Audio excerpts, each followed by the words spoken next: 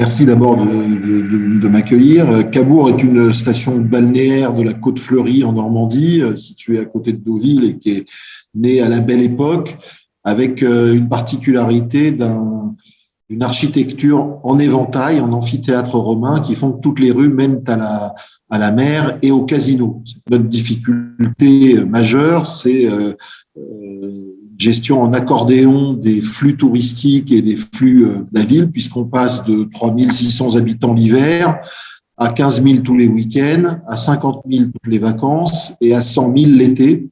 Donc, il fallait requalifier un peu l'urbanisme de la station et faire en sorte qu'on puisse l'inscrire dans la durée. Donc, la réflexion, elle a commencé à travers l'enfouissement des réseaux électriques. En partant de cette logique d'enfouissement des réseaux, on s'est dit finalement, ce qu'il faudrait, c'est requalifier l'ensemble de cette trame urbaine et de l'urbanisme de la ville et se concentrer sur les sujets d'avenir, qui sont les sujets environnementaux, de gestion de l'eau pluviale et de faire en sorte de créer des bassins tampons qui puissent là avoir un meilleur drainage de l'eau, une meilleure gestion à la parcelle de l'eau et avoir une gestion vertueuse de ces aspects urbanistiques.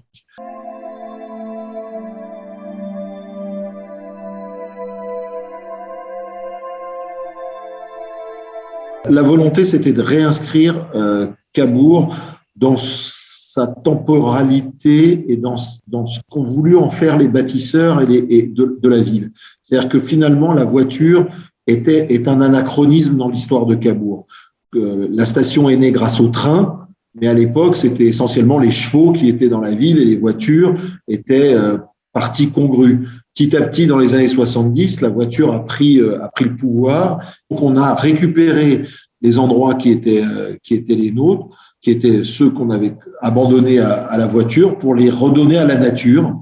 Et ça s'est fait aussi avec l'explication que chacun devait gérer aussi son véhicule dans sa maison. C'est-à-dire que l'habitude des gens, c'était la place qui est dehors leur est attribuée et on met sa voiture à l'extérieur alors qu'on dispose à l'intérieur d'un jardin pour pouvoir mettre sa voiture ou d'un parking souterrain quand on est dans des résidences.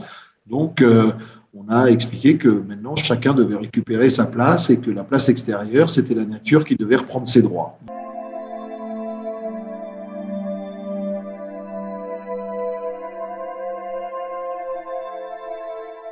On a accompagné la mise en place de ces places, cette gestion des eaux pluviales en supprimant les places de stationnement. On a accompagné ça avec la création de parkings extérieurs à la ville.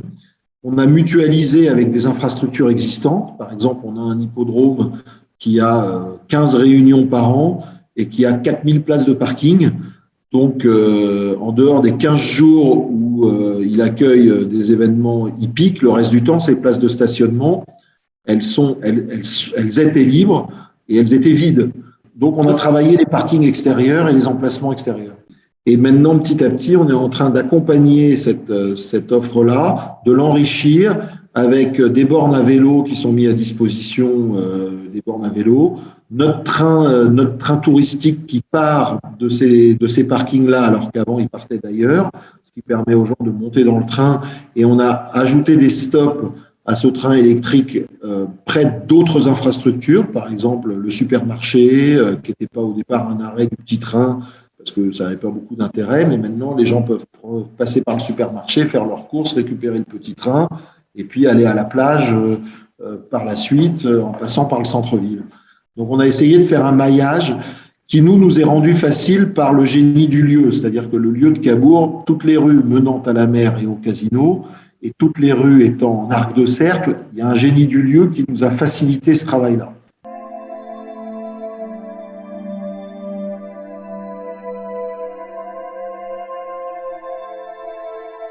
D'abord, on a la chance d'avoir un service espace vert, nous, qui était déjà extrêmement fourni, puisque la ville est fleur d'or. Et c'est une démarche qui a été initiée depuis de nombreuses années par la ville de Cabourg, puisque d'abord, il y a la côte fleurie avec tous ces horticulteurs qui, historiquement, étaient sur la côte. On a la chance d'avoir une équipe fournie. L'avantage quand même de ces nous et de cette gestion pluviale, c'est que c'est de la gestion naturelle. C'est-à-dire que ça ne demande pas finalement tant de traitement que ça. Ça demande 2 interventions par an, là où ça en demandait une dizaine auparavant quand il s'agissait de faire des tontes, d'avoir des pelouses plus entretenues, etc., etc. Et ça intègre auprès de la population une végétalisation naturelle avec une redécouverte même de plantes, de faune qui étaient oubliées par les habitants. Les jeunes générations à qui on explique que ça fait partie de la biodiversité, que c'est normal et qu'au contraire, on va pas y mettre des pesticides et on va pas y mettre des produits chimiques dessus, l'intègre très très bien. Donc je pense que c'est vraiment un sujet générationnel de pédagogie et d'explication. Après, on a eu beaucoup de plaintes, évidemment, au début, mais maintenant que c'est fleuri et maintenant que la nature a repris ses droits, je veux dire, la beauté de la nature est souvent plus belle que l'intervention humaine, donc les gens se le sont appropriés.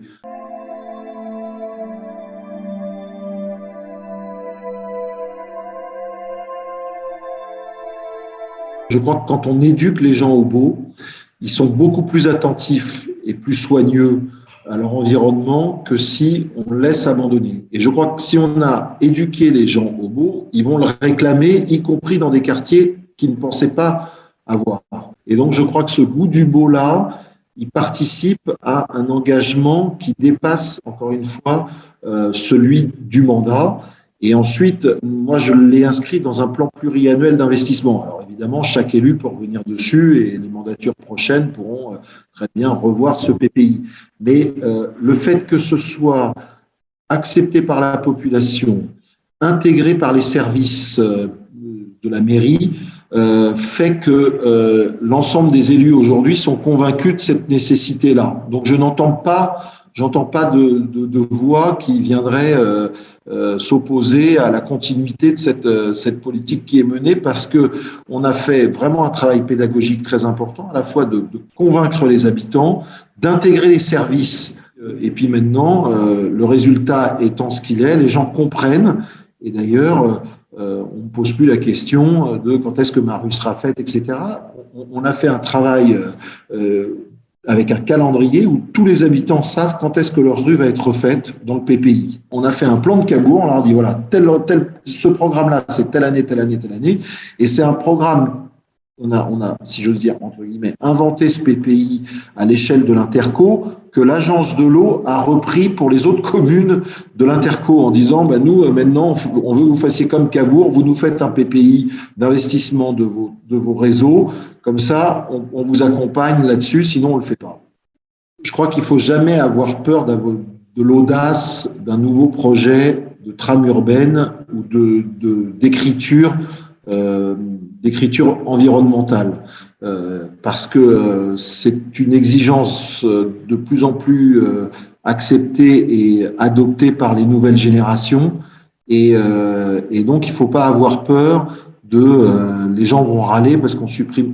Par principe, les gens n'aiment pas le changement, mais quand on est élu, on est là justement pour essayer d'avoir vision d'avance, ou du moins d'écrire des choses qui vont aussi régler des problématiques. On a divisé par 3 le temps de travail sur ces zones-là pour les employés municipaux. Donc ça nous permet aussi de consacrer ce temps de travail sur d'autres choses, à d'autres endroits. Ça a ramené des espèces végétales qui avaient disparu de Cabourg, et qui nous permet aussi de faire des outils pédagogiques avec les scolaires. On fait même des visites scolaires dans ces endroits-là pour leur montrer la végétation naturelle de la ville. Donc, il y a plein de vertus à redécouvrir, si j'ose dire, l'origine de sa ville.